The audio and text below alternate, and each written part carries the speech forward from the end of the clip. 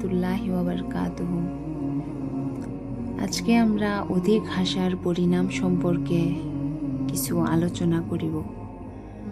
হযরত সাল্লাল্লাহু আলাইহি ওয়াসাল্লাম ফরমায়েছেন, যে ব্যক্তি অধিক হাসে তাহাকে 10টি বিপদের সম্মুখীন হইতে হবে, যথা 1 নম্বর, তাহার অন্তর মুর্দা হইয়া যাইবে।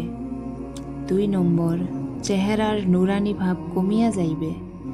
3 নম্বর, শয়তান তাহার প্রতি সন্তুষ্ট হইবে। 4 নম্বর, আল্লাহ তাআলা তাহার প্রতি বিমুখ থাকিবেন। 5 নম্বর, কিয়ামতের দিন আল্লাহর রাসূল তাহার প্রতি বিমুখ থাকিবেন। 6 নম্বর, ফেরেশতাগণ তাহার প্রতি অভিশাপ বর্ষণ করিবেন। 7 নম্বর, আসমান জমিনের সকলেই তাহারই প্রতি বিরক্ত হইবে। 8 নম্বর, তাহার স্মরণ শক্তি লোপ পাইয়া যাইবে।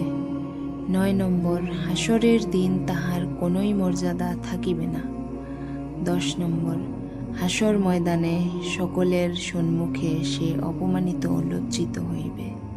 ভিডিওটিকে শেয়ার করে অন্যকেও জানার সুবিধা করে দেবেন এবং আমার চ্যানেলটাকে সাবস্ক্রাইব করে দেবেন। ধন্যবাদ। আল্লাহ হাফেজ।